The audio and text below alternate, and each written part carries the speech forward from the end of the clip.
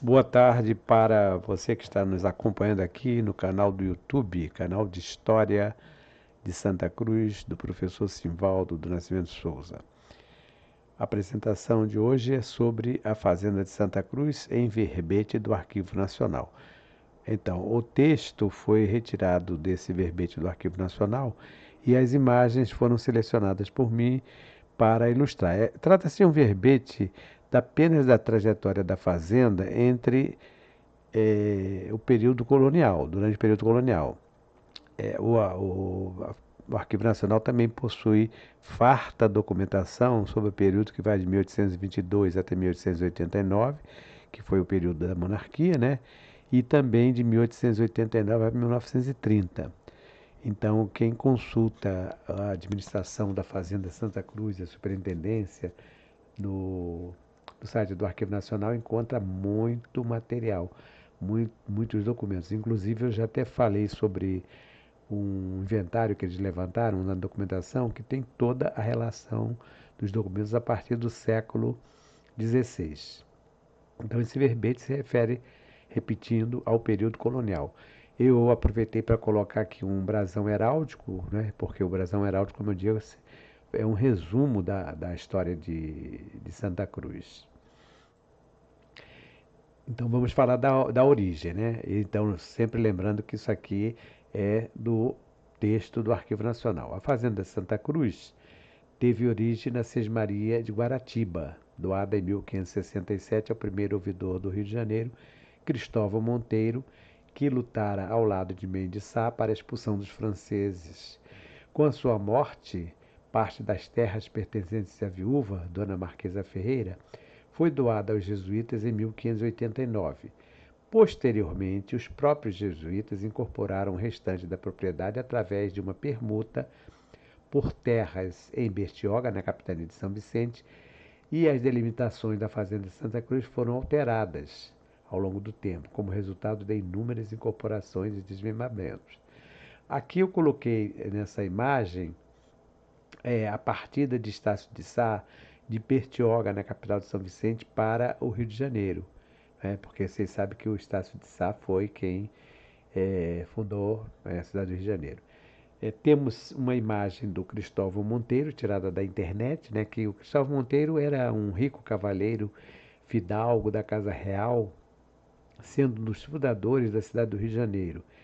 E foi o primeiro ouvidor-mor da Câmara desta cidade. Foi casado com uma filha do capitão-mor Jorge Ferreira, chamada de Dona Marquesa Ferreira, né? E teve três filhos, dentre eles Catarina Monteiro. O importante também lembrar aqui que o Cristóvão Monteiro, por ele ser ouvidor-mor, ele era um funcionário, digamos assim, de confiança do Capitão Mor, né, do dono da capitania. Porque nós estamos falando aqui de capitanias e de sesmarias, é bom lembrar que trata-se daquele período das capitanias hereditárias, quando o rei ainda lá de Portugal, Dom João III, vai criar um sistema de capitanias hereditárias, subdividindo o território Brasil, principalmente a parte litorânea, né, para que fosse povoado, porque o Brasil, o território brasileiro, depois da chegada dos portugueses, né, os primeiros portugueses, com Pedro Álvares Cabral, fica um período, praticamente 30 anos, sem ocupação. Então isso estava sendo muito fácil, muito propenso para a invasão de estrangeiros. Por isso que o rei vai criar isso, baseado já nas ilhas portuguesas, ilhas litorâneas de Portugal, como Cabo Verde, porque já existia esse sistema de capitania hereditária, estava dando frutos, estava dando sucesso, era bastante confirmado já com aprovação, então ele vai se criar esse sistema aqui. Por isso, nós temos as capitanias e essas capitanias tinham as sesmarias, as sesmarias eram o quê? Eram glebas de terra, parte das terras para que os fidalgos, esses filhos de nobres, né, ocupassem, porque a intenção do rei Dom João III era, ele não, o governo de Portugal não tinha, não queria investir, não queria gastar. Então ele deu fez a doação dessas capitanias para nobres, pessoas que tivessem dinheiro. Algumas capitanias prosperaram, como vocês sabem, outras não. E no caso, as seis Marias eram uma parte das capitanias e também eram entregues aos nobres. Então aqui nós temos na imagem central o desembarque de Mendes Sá, Estácio de Sá e Manuel Nóbrega. Manuel Nóbrega era jesuíta. Vocês observem aqui na gravura, isso aqui naturalmente é uma gravura, né? Vocês observam lá atrás o Corcovado, Pão de Açúcar, e então Manuel Nóbrega, esse padre que está à direita aqui. Isso em 1565. Essa é uma ilustração que foi elaborada para a comemoração dos 400 anos da fundação da cidade do Rio de Janeiro. Foi em 1565. Lembrando que 2 anos depois, nós vamos ter o quarto centenário de Santa Cruz. Então vejam que Santa Cruz, em relação à história do Brasil e à história do Rio de Janeiro, tem uma importância muito, muito significativa, tendo em vista que logo 2 anos após a fundação, né, a comemoração da fundação do Rio de Janeiro, nós vamos ter também a comemoração de Santa Cruz. E essa última estampa que tem aqui, essa última ilustração, é do Estácio de Sá. O Estácio de Sá nasceu em Santarém, em 1520, e morreu no Rio de Janeiro, 20 de fevereiro de 1567. Ele morre na 20 de fevereiro exatamente na última batalha porque os franceses estavam ocupando o Rio de Janeiro e o Estácio de Sá veio exatamente trazido pelo Mendes Sá para, juntamente com Cristóvão Monteiro e mais outros nobres, né, que vieram de São Paulo, de Bertioga, de Santos, para expulsar os franceses. E no dia 20 de fevereiro ele vai morrer, né? Então ele fica como um dos heróis, né, nessa aqui. Ele foi um militar português, fundador da cidade do Rio de Janeiro e primeiro governador-geral da capitania do Rio de Janeiro. Então vejam bem, o Cristóvão Monteiro, que mais adiante vai receber a Sesmaria de Guaratiba, né? Porque naquela época ainda não era Santa Cruz. Ele vai requerer exatamente alegando que teria participado, e realmente ele participou, da expulsão dos franceses. Então, vamos dizer assim, foi uma justificativa para que ele pudesse ser contemplado com essas terras, né? Então aqui, essa outra gravura aqui é a partida de Estácio de Sá. Isso aqui eu já falei para vocês. E aqui nós temos o Estácio de Sá, que dá início à fundação da cidade do Rio de Janeiro, em 1º de março de 1565. 2 anos depois, com a batalha final, em 20 de janeiro de 1567, Estácio de Sá seria morto. Aqui no caso é fevereiro, né? A batalha foi em janeiro. Foi o mesmo ano, né, em 1567, em 30 de dezembro, que Cristóvão Monteiro recebeu as terras daquela que seria a futura fazenda de Santa Cruz. Como eu falei anteriormente, eram as terras da Sesmaria de Guaratiba, mas correspondia ao território que hoje é de Santa Cruz. No caso, o território de Santa Cruz é apenas a parte do Rio de Janeiro, mas a fazenda de Santa Cruz, ela vai até Vassouras. Depois eu vou mostrar para vocês aqui o mapa. Então, como doação, quer dizer, o Cristóvão Monteiro recebeu como doação por ter participado da expulsão dos franceses do Rio de Janeiro. Claro que isso aqui houve uma petição, isso não foi assim, de mão beijada. Então, ele fez a petição e recebeu. E sobre o Cristóvão Monteiro, eu coloquei esse mapa aqui, que é um mapa antigo do século XVIII, mostrando a fazenda de Santa Cruz. Se vocês tiverem um pouco de paciência e olhar com um pouquinho de atenção, vocês vão ver aqui que tem aqui abaixo o Mar do Brasil, que na verdade é a Baía de Sepetiba.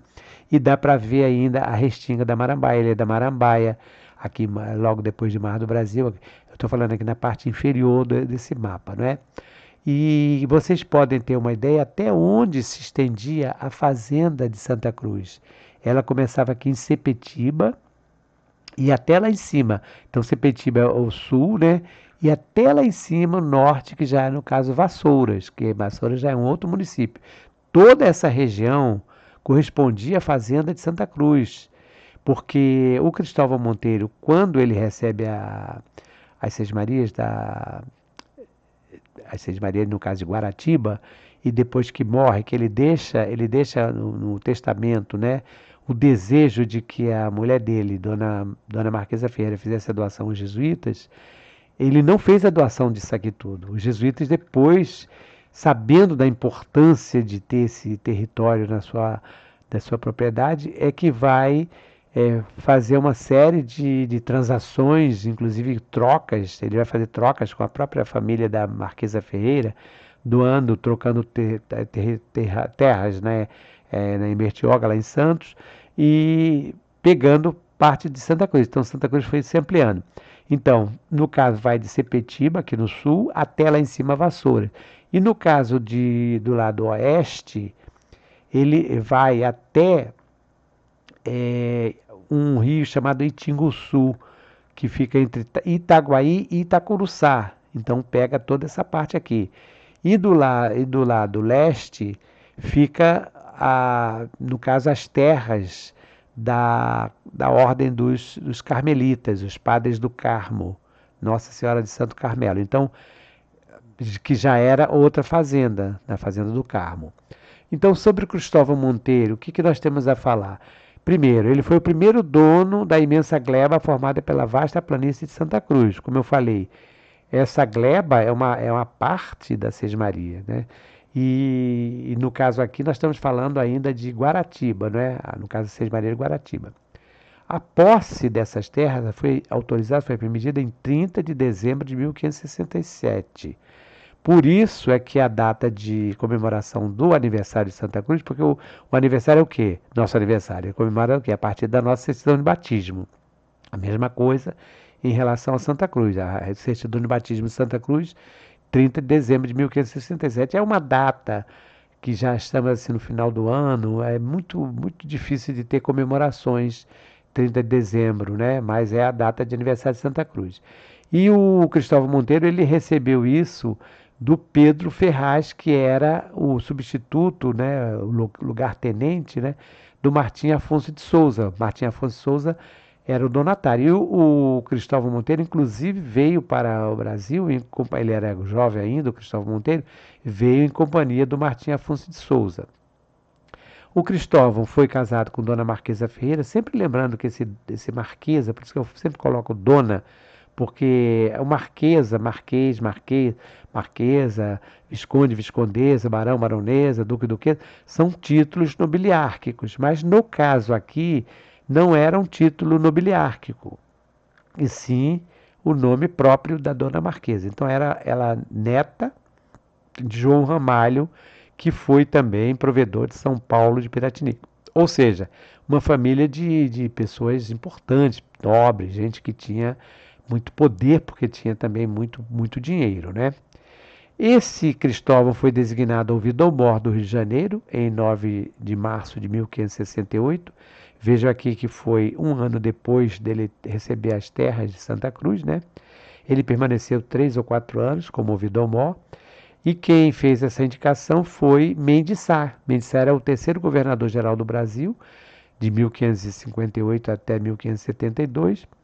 E o ouvidor-mor era um cargo correspondente a um magistrado, a um juiz. Era um cargo importantíssimo. Então tinha o governador e tinha o ouvidor, quer dizer, o ouvidor era um cargo importantíssimo.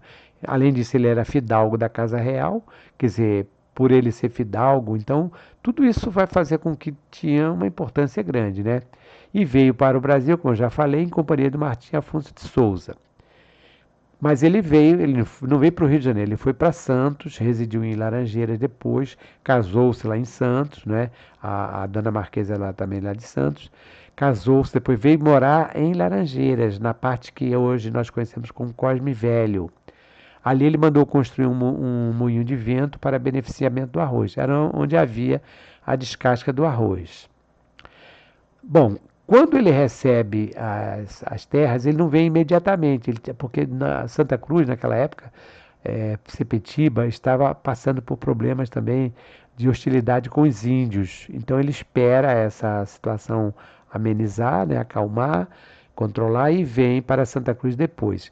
Quando ele chega em Santa Cruz, o Cristóvão Monteiro, ele vai estabelecer a localidade ali na onde nós conhecemos como Curral Falso, que é exatamente onde tem, o pessoal chama oficialmente Praça de Santa Cruz. Como eu falei, aqui em Santa Cruz tem isso, né?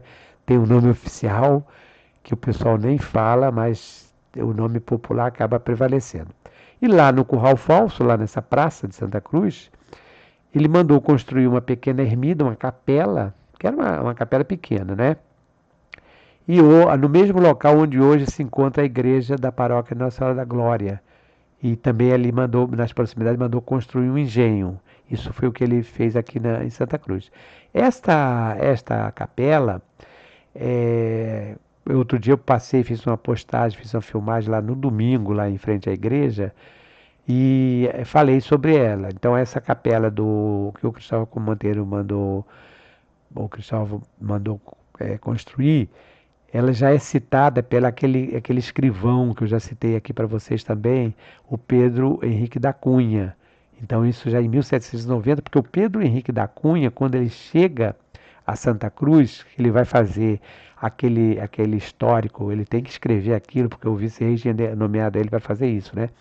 Ele vai fazer visita em todos os lugares e encontra ainda ruínas da capela que tinha sido construída pelo Cristóvão Monteiro. Ele encontra lá as ruínas. Olha quantos anos depois, séculos depois, né?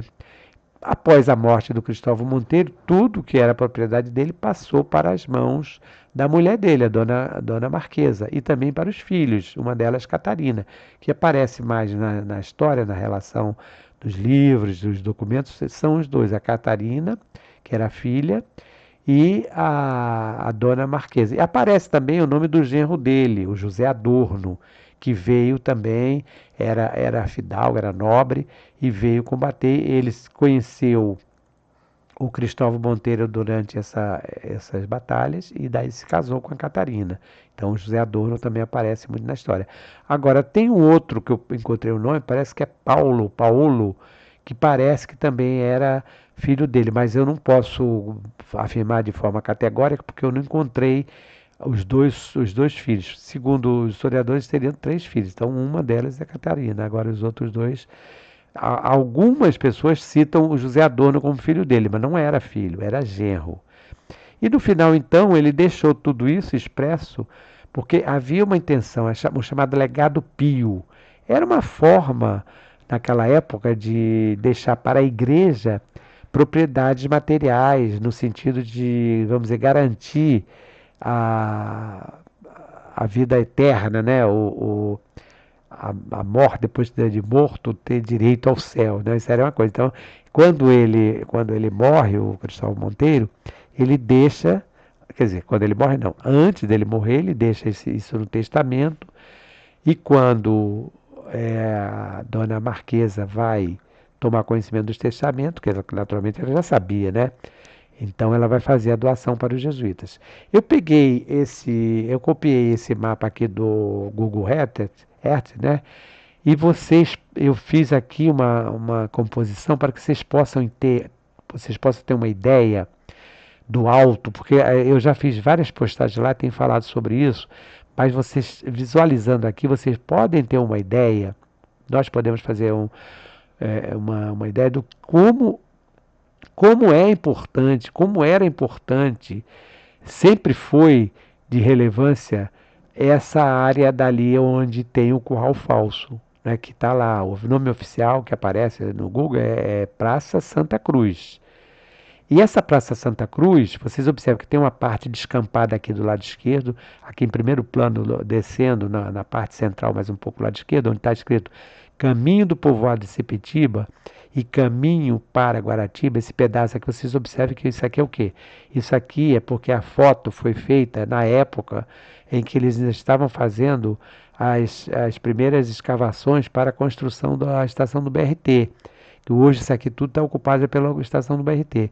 Mas eu fiz questão de colocar aqui, ó, Caminho dos Jesuítas, Estrada Imperial de Santa Cruz, que é exatamente o que? A Rua Felipe Cardoso. Então, a Rua Felipe Cardoso era um prolongamento do Caminho dos Jesuítas que seguia por Itaguaí e seguia direto, porque esse Caminho dos Jesuítas é um caminho colonial. Então, depois que os jesuítas foram expulsos, aí eles passam a chamar de Estrada Geral de Santa Cruz e depois Estrada Real de Santa Cruz. E já no Império passa a chamar Estrada Imperial de Santa Cruz. Essa estrada, ou o Caminho dos Jesuítas, que é o nome primitivo, ela continua aqui já no caso aqui vocês podem observar que aqui já é a Avenida Cesário de Melo, essa parte onde continua o caminho dos jesuítas aqui da direita, na parte superior direita, é o caminho dos jesuítas, Estrada Imperial de Santa Cruz, mas já é na Cesário de Melo, que vai seguindo pela Cesário de Melo toda, né? Quem conhece aqui a Zona Oeste já sabe disso, né? Até alcançar a Avenida Santa Cruz e vai embora. Depois, porque as denominações, os nomes, com o passar do tempo, eles foram modificando. Por exemplo, o Caminho dos Jesuítas hoje é Felipe Cardoso, mas já foi chamado de Estrada Real de Santa Cruz. Então, a mesma coisa. O trecho que tem aqui na Avenida César de Melo também já foi chamado e vai continuando pela Avenida Santa Cruz, depois Avenida Suburbana, até chegar lá no Castelo. Esse era o caminho primitivo, inicial. Então, era muito importante. Esse local aqui, onde tem para Santa Cruz, veja que é um ponto de convergência, de encontro desses caminhos. E não é simplesmente o caminho por si, mas porque por esses caminhos é que passavam os tropeiros, passavam todos os. Todo mundo que circulava, que ia para São Paulo, os grandes viajantes europeus que vinham para a fazenda de Santa Cruz, eles passavam por esse caminho. E o caminho do povoado de Sepetiba também é muito importante, por isso que eu andei fazendo postagens sobre o marco rodoviário, que não é um marco da colônia, não é um marco do Império, mas tem a importância porque demarca, né? Infelizmente passaram a lixa lá e tiraram não dá para ver praticamente mais a inscrição, né? Mas marcava a direção do povoado de Sepetiba, como eu falei já quando eu fiz a postagem, foi criado aí já um pouquinho depois, já em 1813, durante o governo do príncipe regente Dom João que vai ser Dom João VI. Então, são esses caminhos e esse ponto de convergência, porque o Cristóvão Monteiro morava exatamente onde eu coloquei aqui, no Curral Falso. E essa parte desse telhado, abaixo dessa legenda do Curral Falso, vocês podem observar que tem um telhado grande aqui. Aqui é o telhado da igreja, da paróquia de Nossa Senhora da Glória.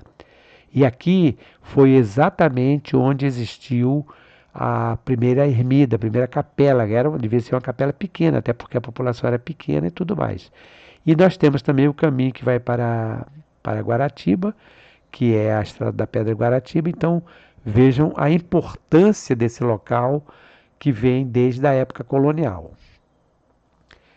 Esse mapa, que é um mapa do antigo Instituto Brasileiro de Reforma Agrária, né, depois passou para a INCRA, é um mapa da Fazenda Nacional de Santa Cruz, que foi a antiga Fazenda Jesuítica, a antiga Fazenda Real e Imperial, e mostra as partes territoriais que foram ocupadas a partir da chegada dos padres jesuítas. Como eu falei naquela primeira apresentação, ela limitava-se ao sul com a Baía de Sepetiba, aqui embaixo. Vocês observem que aqui, como se trata de um mapa já do século XX, ele já está melhor cartografado, porque aquele anterior que eu mostrei para vocês ainda é um mapa do século XVIII, feito pelo Manuel Martins do Couto Reis. Então, a gente não tem uma nitidez, mas aqui vocês podem ver que tem a Restinga da Marambaia, a Ilha da Marambaia, a Baía de Sepetiba. Aí nós temos aqui Santa Cruz, vai seguindo, olha, fazenda, porque nós estamos falando agora da Fazenda Nacional Santa Cruz. Então, a Fazenda dos Jesuítas. Vocês observem que esses trechos que estão aqui, com essas linhas marcando esses quadriláteros, esses paralelogramas aqui, corresponde aos trechos das terras, das Seis Marias, que foram sendo incorporadas a partir do momento que os jesuítas foram fazendo as permutas, as trocas, e alguns casos também que eles foram comprando, né? Então, ela vai de leste a oeste, limitando as terras da fazenda dos padres carmelitas, da Ordem Nossa Senhora do Monte Carmelo, ou do Carmo, né? Seguindo até as margens do rio Itinguçu, na divisa dos municípios de Itaguaí e de Mangaratiba. Então, Itaguaí fez parte da Fazenda de Santa Cruz até ao final do século XIX, o final do século XVIII, porque Itaguaí só vai ser transformado em uma cidade, né, depois que ele primeiro cria a Vila de São Francisco Xavier de Itaguaí, que ainda fazia parte de Santa Cruz. Então, observe que tanto Itaguaí, Seropédica, Piraí, todos esses municípios, aqui o mapa não dá para ver, mas um pedaço de Vassouras, tudo isso fazia parte da Fazenda de Santa Cruz. Então vocês podem chegar a uma conclusão que era um local importantíssimo, né? E esse local nasce no século XVII, 1640, ele foi tratado de Curral dos Padres. Observe aqui, nós temos essa estrela como ponto de referência, olhem para um pouquinho para cima, aqui na parte um pouco central, tem a Ilha Grande, porque essa cartografia do século XVII, ela não é uma cartografia precisa, obviamente, como a de hoje, mas era um trabalho bem feito, um trabalho artístico, mas que já dava uma ideia por onde ele estava passando. Então, esses rios e tal. E o Albernaz, o João Teixeira Albernaz, porque o família Albernaz fez uma série de atlas. E o João Teixeira Albernaz fez um atlas do Brasil com praticamente todo o litoral brasileiro desenhado. E aqui esse aqui mostra o litoral. E quando ele passou aqui, ele viu lá em Curral dos Padres, Curral dos Padres que ele chama. Por que ele chama de Curral dos Padres?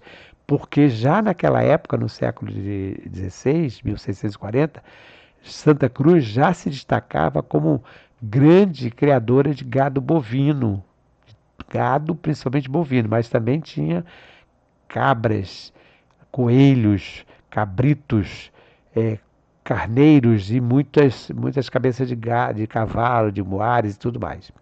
Então, localizada em uma região estratégica, veja que é uma estratégica, né?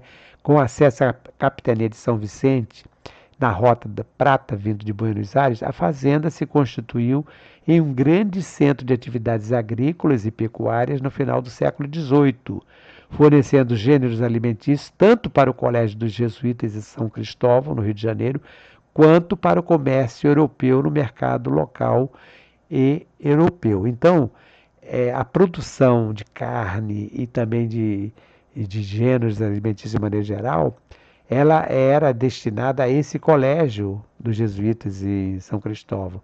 Tem aqui uma foto da igreja de Santo Inácio, ou dos jesuítas, no Morro do Castelo, que depois do Morro do Castelo, na década de 20, ele vai ser demolido, né? E a igreja, tudo que tinha lá em cima também, né? Ao lado do Hospital São Zacarias, antigo colégio dos jesuítas. É uma foto do Malta, do Augusto Malta, por volta de 1920, quer dizer, logo depois, tudo isso vai ser demolido. Faz parte, essa foto, do acervo do Instituto Moreira Salles. Esse colégio, como eu já falei, dos padres jesuítas, não era, havia sim um seminário aqui dos colégios, mas era uma espécie, era uma instituição da administração do governo jesuítico, né, do governo jesuíta. Então, tanto que a Fazenda de Santa Cruz, quando eu fiz aquela apresentação sobre o padre Pedro Fernandes, né, que foi o prove do Pedro, aqui administrador da Fazenda de Santa Cruz durante bastante tempo, eu falo que ele ia sempre prestar contas ao colégio.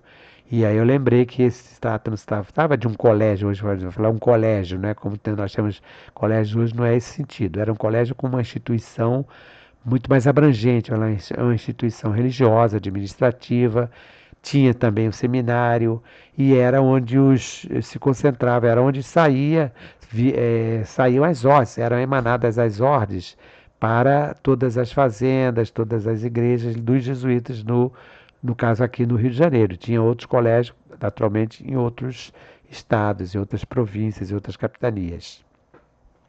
A criação de gado foi a atividade comercial mais importante da fazenda de Santa Cruz. Os jesuítas, até a sua expulsão em 1759, foram responsáveis pelo cultivo de vários gêneros e pela introdução de uma série de melhoramentos destinados a promover uma exploração mais racional da terra, como realização de grandes obras hidráulicas. Suas principais fontes de lucro eram vendidas no mercado do Rio de Janeiro.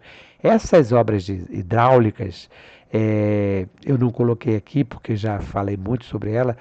Ela foi aquele complexo todo que reúne em torno da Ponte dos Jesuítas, porque a Ponte dos Jesuítas foi uma introdução colocada pelos padres inacianos a partir de estudos feitos na Holanda, porque a área toda de Santa Cruz é uma área muito propensa, sempre foi e vai continuar sendo sempre propensa a enchentes, principalmente se não tiver os canais não tiverem limpos. Até hoje, quando ocorrem chuvas muito fortes, quando o mar está a maré está alta, aquela área por outro dia eu passei e fiz uma apresentação lá, ali onde tem estrada do Itá, aquela região que tem aqueles canais ali, a estrada da margem do Itá, aquilo ali tudo, quando a Bahia, quando a maré está cheia, choveu muito, os canais enchem, aquilo vai tudo para aquelas casas. Então,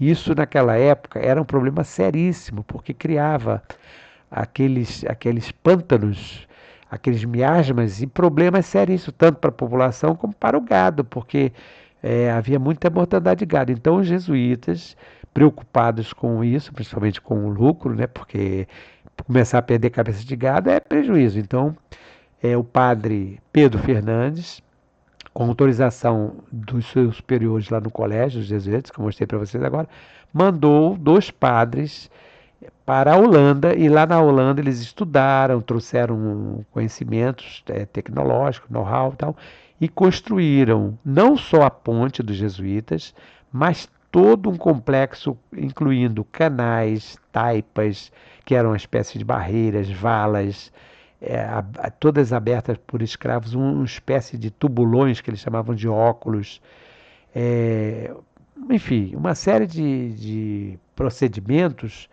que, juntamente com a ponte, que funcionava como ponte represa, porque hoje nós chamamos de ponte dos jesuítas, mas ela não era chamada de ponte dos jesuítas, tinha ponte represa, ponte comporta, e ali então havia uma forma de controlar o excedente das águas, as chamadas águas supérfluas, as águas que sobravam.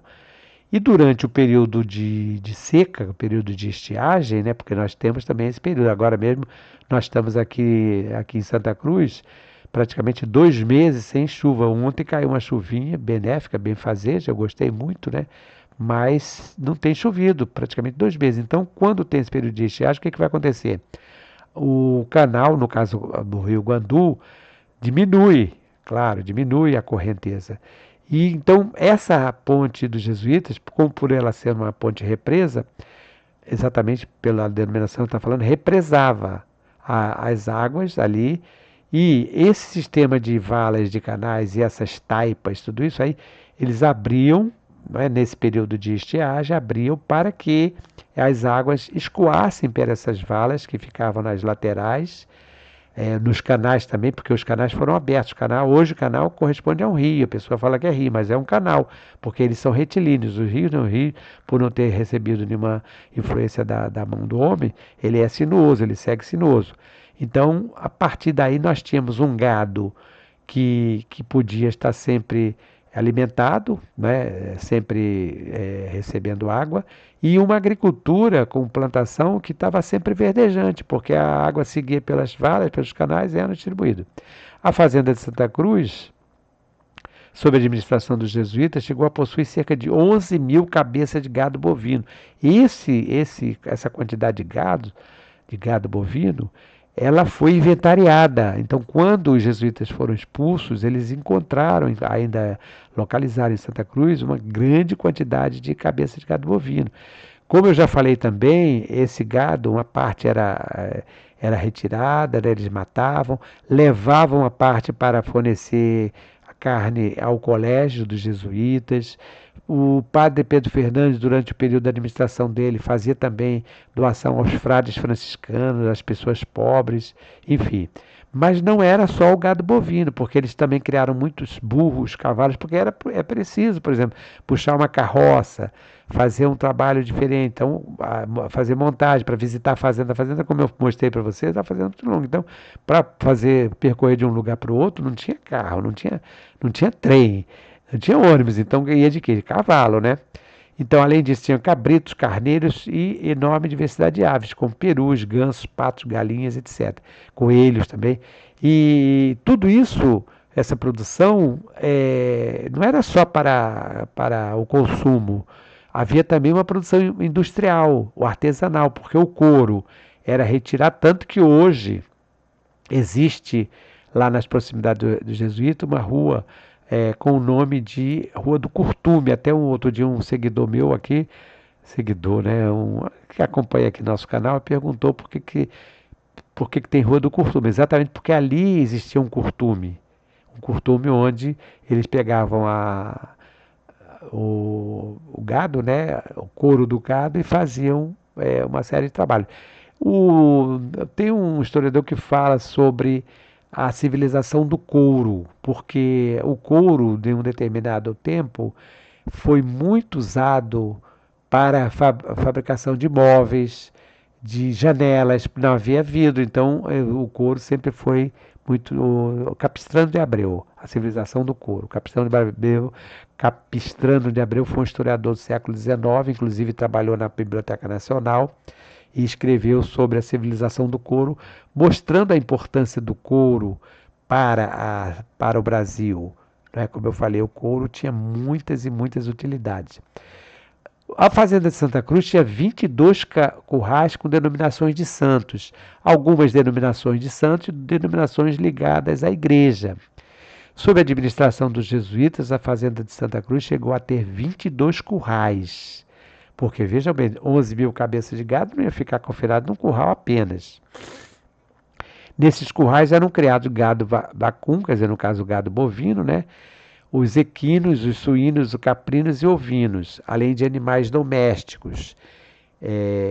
Entre outros produtos, cultivava feijão, veja só, quanta coisa, feijão, mandioca, fumo, algodão e cacau. Destacando-se também na produção de açúcar, arroz, farinha. Havia também manufaturas que atendiam às necessidades internas, como era comum nas grandes propriedades do período colonial. Era uma fazenda enorme, vocês já viram. Produzia de tudo. Praticamente tinha uma autonomia independente, não precisava de tanta coisa, né? Só, vamos dizer, querosene, mas tinha madeira à vontade, madeira de lei para trabalhar nas marcenarias, na capitaria. Aqui tem a relação dos 22 currais que eu tirei daquele texto do Pedro Henrique da Cunha, não é? Porque, como eu sempre falo, né, o Pedro Henrique da Cunha, até onde eu tenho conhecimento, foi o primeiro a levantar essa lebre, digamos assim, porque depois é que vieram os outros, como Manuel Martins do Couto Reis, José Saldanha da Gama, Vieira Fazenda, Benedito Freitas e vai por aí afora. Todos eles, de alguma forma ou de outra, pegaram as informações dessa notícia curiosa. Então eu peguei aqui na fonte primeira, né? Não vou pegar a segunda. Aqui tem os currais, curral de São Francisco, curral de Santo Inácio, curral de Santo Estevão, curral de Santo Antônio, curral de São Pedro, curral de Nossa Senhora, curral de São Paulo, curral de Santa Bárbara, curral de São Miguel, curral de Santo Agostinho, curral de Santa Luzia, curral de São Marcos, curral da Comissão, curral de São Luís, curral das Almas, curral de Santa Teresa, curral de Santana, curral de Santa Cruz, curral da Igreja, veja que não, curral de Todos os Santos, curral São José e São Brás. Tinha também um curral chamado curral de Roma, mas eu peguei o de São José, coloquei aqui essa foto, também foi tirada do Google Earth, mostrando o curral de São José. Aqui, se vocês observarem onde tem esse nomezinho em vermelho, tem uma parte mais escura, isso aqui é exatamente o hangar da base aérea de Santa Cruz. Essa parte mais branca já é a ocupação de Santa Cruz, tanto da direita como da esquerda. Então, o Curral de São José, um pouco mais à esquerda, vamos dizer, naquela pontinha lá superior, lá naquele cantinho, já começa outro curral, que é o Curral de Roma, que foi um dos currais também onde eles tinham. Então, esses currais, esses 22 currais, eram espalhados por Santa Cruz. Então, cada local desse tinha um curral. E esses currais obviamente, eram cercados. Quando nós falamos, por exemplo, do curral falso, é porque existia uma cerca, daquelas cercas que eles abrem e dá a impressão para o gado que está aberta, mas aí depois eles fecham, eles puxam a cerca, por isso que eles chamavam de curral falso. Mas eram 22 currais, todos eles com o nome de santos, né? A Fazenda de Santa Cruz desenvolveu múltiplas atividades econômicas. Então, além daquilo que nós já citamos anteriormente, a fazenda abrigava ainda olaria, ferraria, carpintaria, serraria, fábricas de cerâmica, de canoas, de móveis, de artigos em couro, tanoaria, atividades de ourives, de prateiros, de tecelagem, forno de cal, casa de farinha, engenhos, oficina de descasca de arroz, engenhoca de aguardente, engenho de açúcar. Sua mão de obra era constituída por trabalhadores livres em muitas atividades, mas possuía igualmente um grande número de escravos. Então, em alguns casos, nós tivemos a presença de trabalhadores livres, por exemplo, na própria olaria, não é? A olaria, eu coloquei essa imagem aqui da ponte dos essa imagem é a ponte dos jesuítas em 1848. Observe que eu falei da ponte dos jesuítas, olha aqui, ó, os chamados óculos, né, que são aquelas passagens por onde passava o rio Guandu. Agora não tem mais isso porque o rio foi retificado passar ao lado, mas essa é uma imagem que está naquele mapa do Povoado de Santa Cruz, de autoria do cartógrafo, engenheiro militar, Coronel Conrado Jacó de Nemai. Tem essas ilustrações que eu acho muito bonitas, né? Não é uma ilustração daquela época, não é? Porque não consegui encontrar, mas mostra a olaria. A olaria é aquela casa que está lá atrás. Era enorme a olaria, porque vocês sabem que a olaria tem que queimar os tijolos, as telhas, então tem que ter uma área bem, bem, bem grande, né?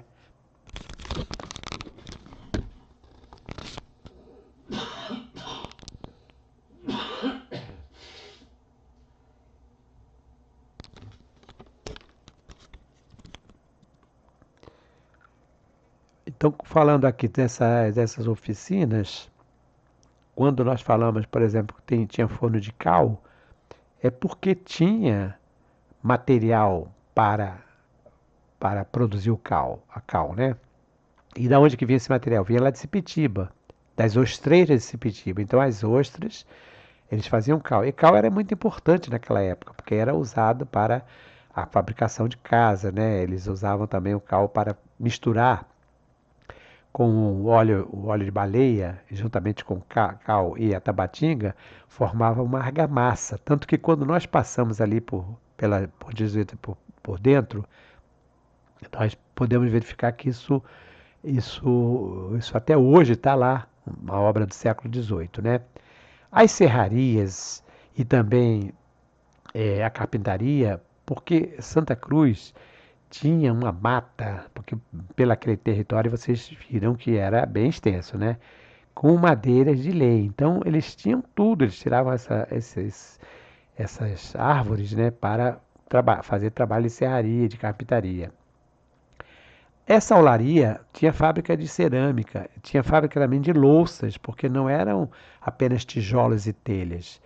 Todo o material de louça, aquela louça chamada louça branca, aqueles pratos, aquelas gamelas, sopeiras, travessas, tudo isso eles produziam aqui. Móveis, artigos de couro, porque tinha muito couro, né? Tanoaria, porque também como eles tinham produção de aguardente, era preciso ter aqueles tonéis, então tinha que ter também. E tudo isso, vejam vocês, isso aqui nós estamos falando dos produtos, digamos assim, mas aqui nós temos por trás disso quem? Nós temos por trás disso os escravizados e alguns livres, mas a maioria escravizada, né? Que faziam esse trabalho. Então, quem é que ia fazer o trabalho com couro? Eram essas pessoas. O trabalho de atividade ouriva, inclusive para fazer imagens sacras e objetos da chamada alfaia da igreja, aquelas peças da igreja, né, eram os ourives, os prateiros, tecelagem, porque também havia produção de seda, né, do bicho da seda, enfim, casa de farinha, engenho ou seja, tudo que vocês possam imaginar tinha na Fazenda Santa Cruz. Houve um período, depois que os jesuítas vão expulsos, nós ainda estamos no verbete, ainda se refere ao período colonial, né? Com a expulsão dos jesuítas, a fazenda foi incorporada aos bens da coroa e ficou subordinada diretamente ao vice-rei, passando a produção por um período de decadência. Foi só a partir de 1790 que seu desenvolvimento recebeu maior atenção na metrópole. Não apenas como reação à crise que o sistema colonial atravessava, mas também pelo aumento da demanda de alimentos resultante do crescimento da cidade do Rio de Janeiro. Vejam a coincidência, né? Aquele texto que eu já me referi a vocês aqui, fiz até uma apresentação do Pedro Henrique da Cunha, daquele manuscrito que eu encontrei lá se encontra na Biblioteca Nacional, um manuscrito com mais de 300, quase 400 páginas. Ele foi escrito exatamente em 1790. E o Pedro Henrique da Cunha veio para Santa Cruz com a responsabilidade, com a obrigação de fazer um levantamento de tudo que existia, porque foi a partir daqui, de 1790, que o governo, no caso dos vice-reis, começaram a perceber que eles estavam dando, digamos assim, me desculpe o termo, mas dando bobeira, marcando ponto. Por quê? Porque Santa Cruz estava perdendo, o gado estava morrendo, porque quando ele chega aqui ele não vai encontrar mais 11 mil cabeças de gado, muito. As terras, a ponte dos jesuítas tinha sido esquecida, então já estava trazendo problemas seríssimos. E o coronel, tenente-coronel ainda, né? Manuel Martins do Couto Reis, que já era um militar de reconhecida validade profissional, competência e tal, porque ele vem mostrando essa competência desde o tempo de tenente, ainda no forte de Iguaçu, lá em São Paulo. Então, o pessoal estava de olho nele.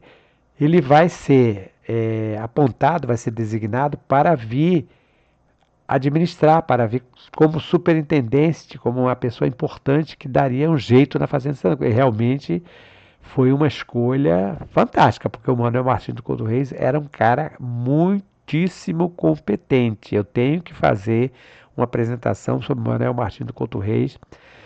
Fico lamentando por Santa Cruz não ter feito até hoje nenhuma homenagem ao Manuel Martins do Couto Reis, porque não há dúvida alguma que, na minha opinião pessoal, depois do padre Pedro Fernandes, o Pedro o Próvido, não tivemos nenhum outro administrador tão competente e com tantas realizações como Manuel Martins do Couto Reis.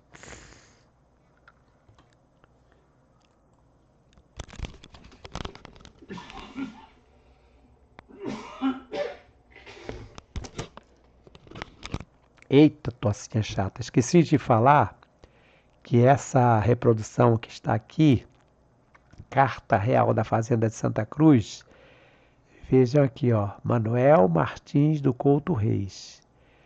E uma outra coisa também, existe na Biblioteca Nacional, inclusive quem quiser pode ver isso no arquivo digital, as Memórias de Santa Cruz, ainda manuscrito por ele, com uma letra bonita demais. Vale a pena ler o documento. Então, isso aqui é do Manuel Martins do Couto Reis, do século XVIII. E esse engenho aqui, que hoje não existe mais, chamado Engenho do Facão, que segundo o Benedito Freitas, né, ficou conhecido como Engenho de Nossa Senhora da Conceição de Itaguaí, começou a ser construído em 1790, por iniciativa de Manuel Martins do Couto Reis, quando Itaguaí ainda fazia parte do território da Fazenda Real de Santa Cruz. Então, às vezes, Alguns pesquisadores de Itaguaí não querem reconhecer, mas Itaguaí um dia pertenceu a Santa Cruz. Aí as pessoas querem dizer o contrário. Bom, mas aqui vocês vejam esse engenho. Claro que isso aqui já é uma foto da década de 30, o engenho já não existe mais, como eu falei para vocês, mas dá uma ideia da dimensão do engenho. Era um engenho considerado muito moderno para a época, tinha aquelas moendas que eles trouxeram metálicas, né, da Inglaterra. E o Couto Reis, então, manda construir esse engenho, vai ter uma produção fantástica, mas durante um período curto, e manda fazer também um outro engenho na fazenda do Piaí. Então nós tivemos dois engenhos na fazenda de Santa Cruz no Couto Reis, porque os padres jesuítas não queriam é, nada com engenho, porque inclusive o padre Pedro Fernandes ele até se aborreceu lá com os superiores, porque ele não queria nada com engenho, nem com outras produções a não ser a criação de gado, principalmente, né? Claro que a lavoura sim, mas ele não queria que o gado fosse usado, por exemplo, para produzir manteiga nem queijo. Mas vamos lá. Assim, a plantação de cana de açúcar e a construção de engenhos foram incentivados, mas não houve o resultado esperado e a produção passou por novo declínio, com a consequente venda de terrenos. Isso o Couto Reis era contra, ele não queria que a fazenda fosse vendida, inclusive ele vai escrever contra isso. Com a Carta Régia de 7 de novembro de 1803, foram desmembrados de sua área os engenhos de Itaguaí e Piaí, que era lá em Sepetiba, né, onde depois teve a fazenda do Piaí. Até hoje tem histórias sobre a fazenda do Piaí, né? O que agravou a situação da decadência da fazenda de Santa Cruz, cuja pequena renda era obtida pela exploração dos arrendamentos, pastos e extração de madeira. E isso aqui tudo contra a intenção do Couto Reis, porque o Couto Reis ele acabou tendo que brigar com gente muito poderosa. No início ele tinha apoio dos vice-reis, mas tinha muita gente querendo tirar vantagem econômica por causa da produção, né? Em 1808, aqui nós já estamos falando da chegada da família real, né? Com o objetivo de promover o aumento das receitas e o progresso da agricultura e de ramos da indústria, a administração da fazenda de Santa Cruz foi colocada sob a direção do Erário Régio, órgão para o qual deveria ser enviado um balanço anual de receita e despesa, além de uma exposição dos trabalhos de melhoramentos que fossem realizados. O, o Erário Régio era um órgão que correspondia à parte, vamos dizer, contábil. Aqui nós, contábil, né? Para o cargo de superintendente da Fazenda foi nomeado Leonardo Pinheiro de Vasconcelos, do Conselho da Fazenda, e para o de administrador, o viajante inglês John Bauer. Nesse período, a Fazenda recebeu imigrantes espanhóis e chineses.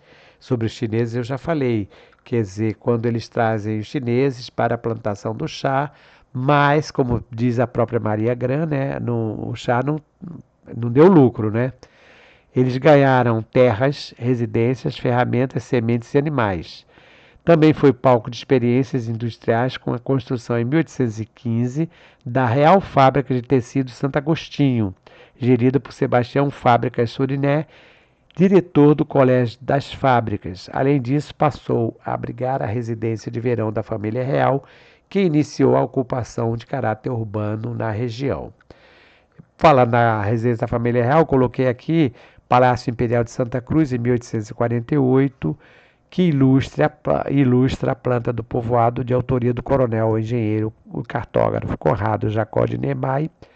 O prédio foi construído pelos jesuítas em 1751 e foi reformado e ampliado e adaptado para servir de residência de verão da família real em 1817, entre 17 e 18, né?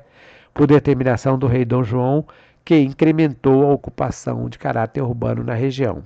Então, é claro que nós estamos com um prédio aqui, um desenho de 1848, como eu falei, eu gosto muito desses desenhos, né? Vejam que tem duas torres, dois telhados, já estava bem avançado. Embora eu pudesse ter colocado aquele desenho aquarelado do Thomas Ender, que mostra exatamente uma fase mais próxima. Mas eu queria falar sobre esse Sebastião Fábricas Suriné. Era vamos dizer, um empresário, um empreendedor que que estava aqui no Rio de Janeiro, que tem algumas iniciativas assim até louváveis dele, né? Por exemplo, foi o Fábrica Soriné que foi responsável pela instalação da primeira linha de diligências entre o Paço Imperial, né, lá da Praça 15 atual, passando pela Quinta da Boa Vista e vindo até Santa Cruz. Porque naquela época Dom João vinha para Santa Cruz e existia um cerimonial chamado beijamão, que era um dia que as pessoas, até os nobres ou as pessoas simples, poderiam entrar no palácio e beijar a mão do rei. Era um cerimonial que existiu até um tempo em Portugal, mas depois os outros reinados extinguiram esse cerimonial. Então as pessoas vinham, entravam em fila, tem até uma gravura disso aí, para o beijamão. E o Fábrica Soriné, sabendo da distância de Santa Cruz, dificuldade, que resolveu, com autorização do governo real, né, Dom João, criar essa linha de diligências. E outras iniciativas também, como iluminação também, enfim, uma série de empreendimentos que ele era uma espécie de barão de Mauá, um empreendedor, um cara realizador. E aqui, encerrando, a Fazenda de Santa Cruz ficou sob a inspeção do erário régio até 1822, quando, pela decisão número 39 de 2 de maio, foi transferida para a estrutura da Casa Real, incorporada aos bens pessoais de Dom Pedro I. Após a independência, a integração da fazenda, as posses, família real, foi confirmada pela Constituição de 1824. Então vejam bem, a fazenda que tinha sido dos jesuítas, quando eles foram expulsos, a fazenda, todas as terras, todas as propriedades foram confiscadas pelo governo português. Ficou um período até a chegada de Dom João, administrada pelo governo português, pelos vice-reis e superintendentes. Quando chega Dom João I e depois da independência, ela vai passar a pertencer como a propriedade do imperador. E o erário régio, que também era chamado de real erário ou real fazenda, tesouro público ou tesouro geral, foi responsável.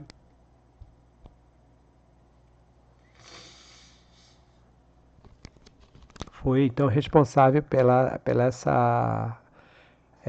esse reconhecimento. E a Constituição, a primeira Constituição do Brasil, a Constituição de 1824, vai reconhecer definitivamente Santa Cruz como pertencente à família imperial. Isso vai acontecer até o final da monarquia, em 1889, né, finalzinho, 15 de novembro, e aí vem a Fazenda Nacional. Então, um abraço a todos, até uma próxima oportunidade. Hoje, terça-feira, 18 de março de 2025, canal de História de Santa Cruz, do professor Simvaldo. Já sabe, não deixe de fazer seus comentários e de compartilhar com seus amigos. Até uma próxima.